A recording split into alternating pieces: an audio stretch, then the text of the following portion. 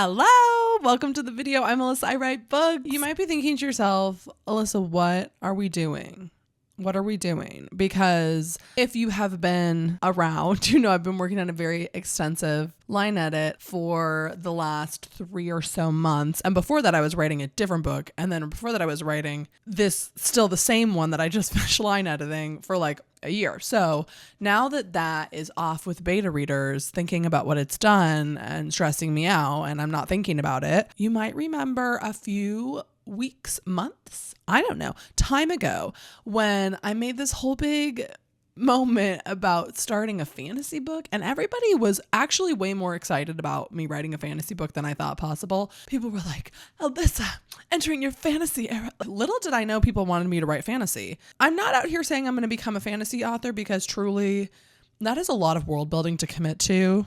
It's different than thriller because in thriller, but they're equally hard, I think. Well, I don't know. I haven't written fantasy yet, so we'll find out. But in fantasy, you have so many elements like world building, magic system, and court politics, and like creatures and weird names, and like you have to think about the origins of everything. Whereas in thriller, you have to think about all the intricacies of a specific crime that's happening. So it's sort of a similar puzzle, but it's specifically in the outlining, brainstorming of it all. Because when I outline a thriller, I'm really just thinking about the beats of the plot. I'm not thinking about backstory of the world or like the religion and magic system. And like, there's so many, it's just like a whole different ballgame. I wrote about 2 chapters of a fantasy book. I have it mostly outlined, honestly, but I haven't brainstormed it. So I've outlined it, but I haven't brainstormed it. Welcome to Alyssa doing things in the wrong order. Are we shocked? As I was going to get back into it, I was going to kind of dip my toe back in because frankly, I need a break from thrillers. If I have to look up one more like police procedure, I'm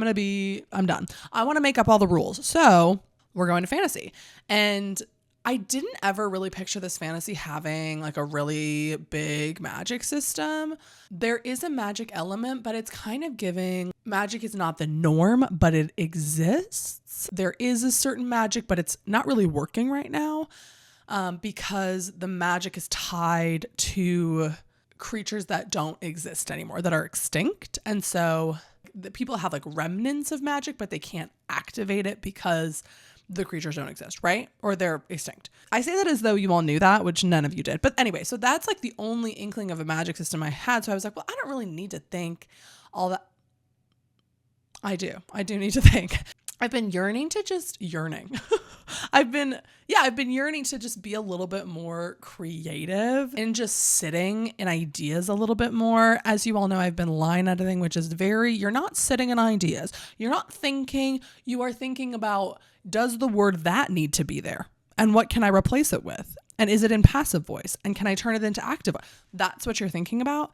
And so I've been really wanting to kind of refill my creative well and just kind of brainstorm in a new project. That's what I'm going to be doing today. We're going to be kind of going through, I kind of already created it, spoiler alert, like home base for this project that isn't writing a new chapter or writing an outline. It's just kind of sitting in this new idea and letting it marinate, but being active in the marination, which brings me to the sponsor of this video, which is Scrintle. If you don't know what Scrintle is, it is a visual web app that kind of combines mind mapping with note taking. You can kind of think of it as like a playground for the mind where you can organize your ideas visually.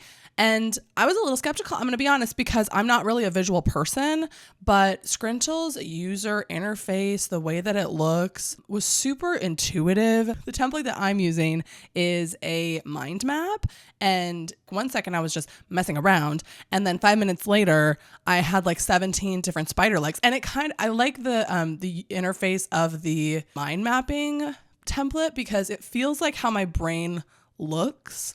Like I can just, add up another spike here, right, of this other element. I've been using this. I meant to do this with you all, but I kind of got sucked in and made sort of a home base for this project. So I'm going to just kind of give you a tour so you can create different boards for different projects. So this board you can kind of see up here is for Project Never Been, which is this fantasy romance.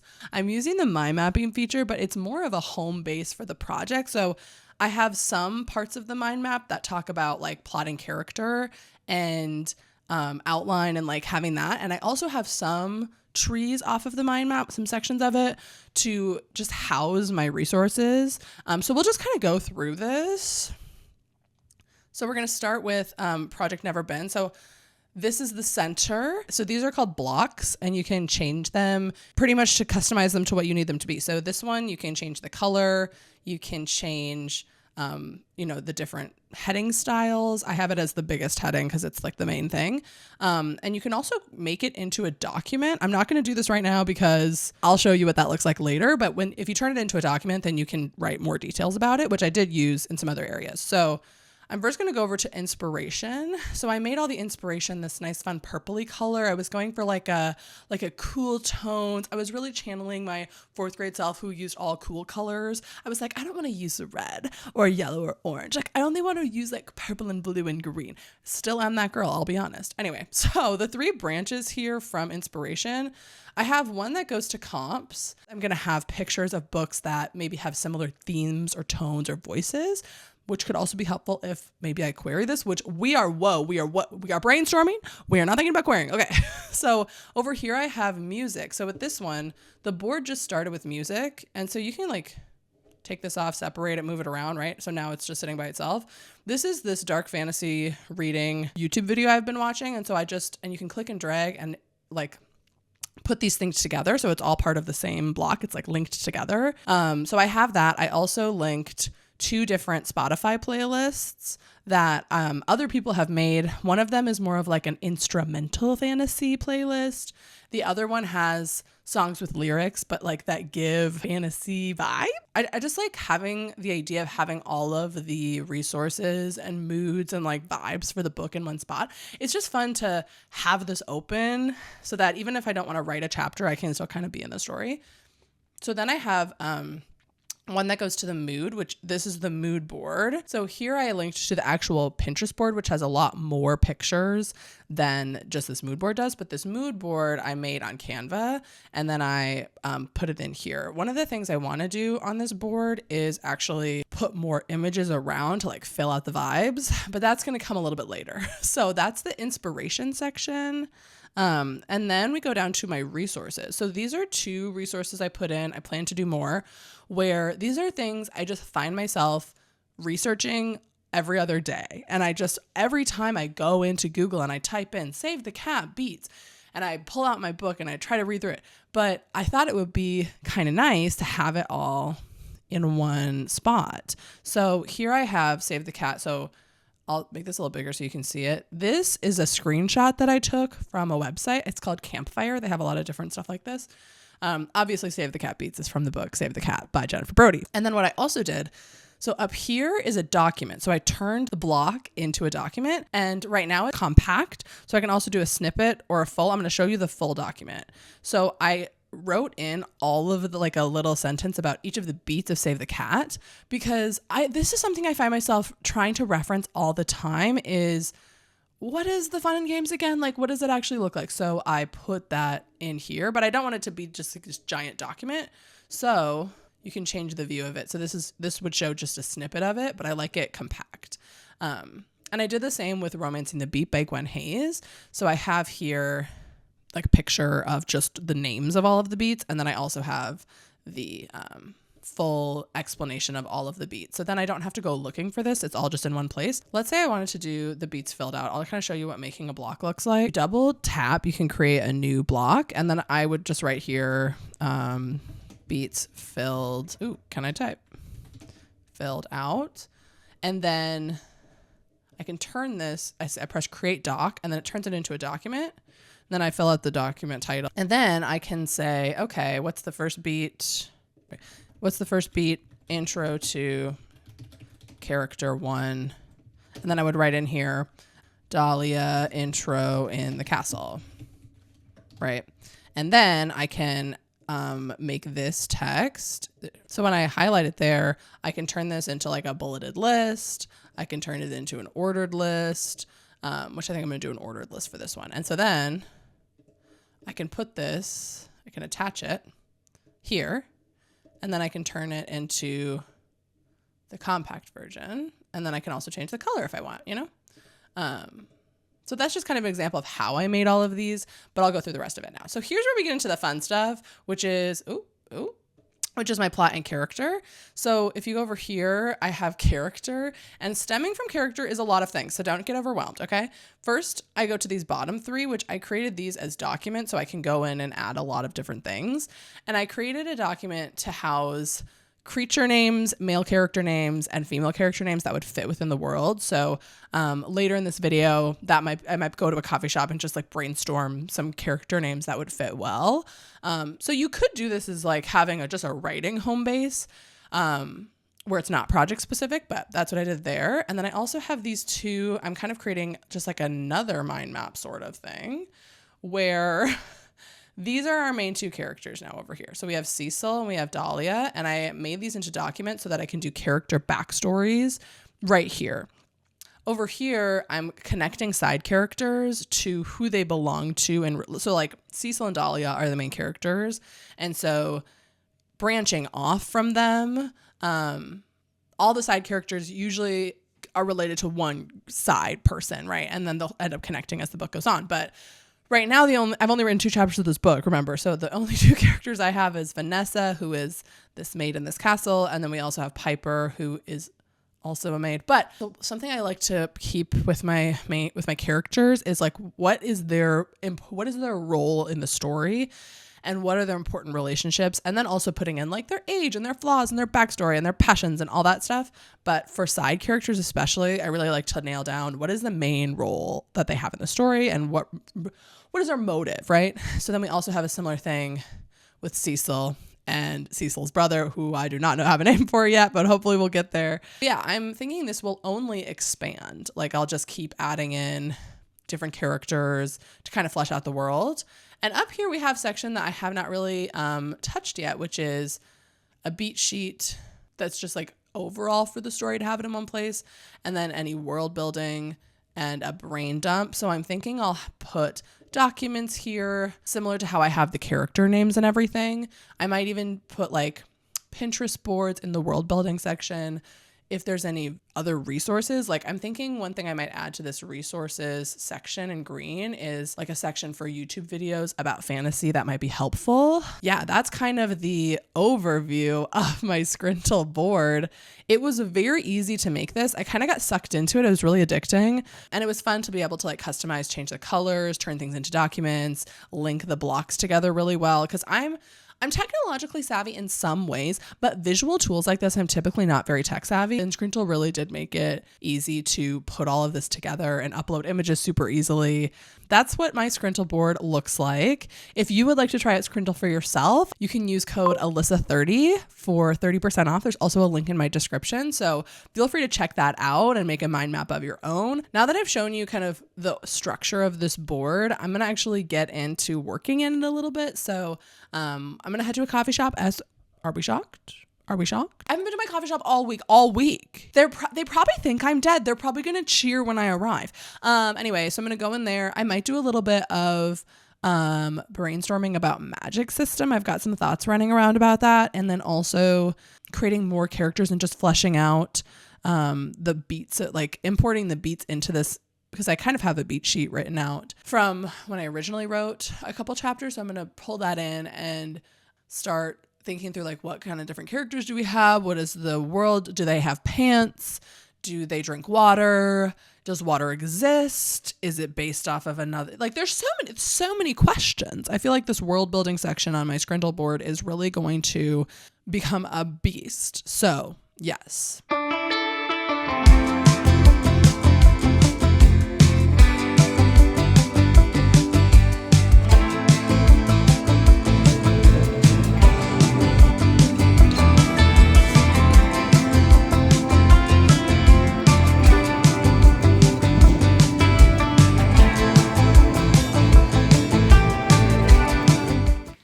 So I did some brainstorming. What I ended up focusing on was character names. I ended up looking up like names of plants to get some inspiration. Fantasy names are kind of hard because now there's so many fantasy books. It's like I don't even know what's a name or not anymore, or what's original or not. And I don't feel the need to have like extremely original names that don't exist in the real world. Like you said, my main characters' names are Dahlia and Cecil, both names that people have in the world. But I feel like they're a little bit more, like it's not like Sarah, you know, or Alyssa, you know, it's a little bit more fantasy. I don't know how to explain it, but that, I got a few names from the plants, but then I just went like through the alphabet and just thought of 2 or 3. So some of them are like maybe older names. Like a few are Cass with a K, Luke with a Q. You know the vibes. Fern, or there was one I was like Verena. I actually read that from a fantasy novel the other day and I was like, I like that name a lot. Don't know if I can use it because I mean, not like it's not a name. Let me know what you think about that. I just really loved that name. Gerda. I love the name Gerda. It's a very like, I think Scandinavian name. I love that name. I know it sounds like some people don't like it, but I love that name. I might even save it. Yeah, so I did a lot of names and then I went over to world building. So I did a little bit of magic system stuff. So I looked at what is the magic system? What do people believe about it? Is it something that a lot of people have? Is it something that just a few people have? Made some decisions about which groups of people believe in the magic, who does it exist within, like what does it actually look like? Is it something that everybody uses? You know, like what are the vibes? And then I also went more specifically into the people groups. So right now I just have these 2 main people and I named them the castle people and the woods people. Very basic, I know, but it helps me kind of flesh out like what do the castle people, which is not what they're gonna be called in the book, but what do they believe about magic? What do they believe about the woods people? What do they believe, like who are they? What types of jobs do they have? Like what does their infrastructure look like? And then I did the same for the woods people. And while I was doing that, I kind of came up with some, I guess politics would be the right word, or conflicts between the 2 groups of people, like how they became these 2 groups and what they believe about each other and and like where that comes from. And is it true? You know, this in my head, this is not like a big, this isn't the Poppy War. This is not An Ember in the Ashes. Like we're not getting into geopolitics. It's a romantasy. But you gotta have a little bit in there. Like the world building, any world building stems from groups of people and what they believe, you know, like that's the world. Yeah, I did some brainstorming with that. I watched some authortube videos Becca and Taylor posted today. So those were super fun to watch. I just kind of watched while I was brainstorming, which is nice to do. Like I'm glad to be back in a space where I don't have to be like so focused. It's just kind of nice to relax a little bit and it feels more leisurely. So I did that. That's kind of the extent of the brainstorming I did. I want to do a bit more before, and I also came up with some more characters. Who's in charge of the woods people? Who's in charge? Like, you know, as you learn more about the world building, it makes sense that you would make up characters that kind of fit in there. What I'm kind of thinking for the future with this book is I'm gonna brainstorm until I start querying my other book. Like it's helpful for me to have one priority project, and the priority project overall right now is Gas Station, and Sunshine is sitting on the side. This book I would also consider on the side because I'm working on it more casually, more leisurely, doing some brainstorming here and there, but I'm not actively focusing on it. But once it's like the synopsis and the query and all that stuff is good and it's sent, I need to like immediately be ready to shift into a different priority project. Otherwise I know myself and I will go insane refreshing my email every 2 seconds. So I need to fully shift into something else. And for like my plan had been that would be Project Sunshine because that's the next thriller, you know, like that's what I query is thrillers. I just need a little bit of a break from thrillers if I'm honest. So my plan is to brainstorm and kind of get my outline of brainstorming to a point where I know a lot over the next month or so, and then and it won't be every day, it'll be more casually.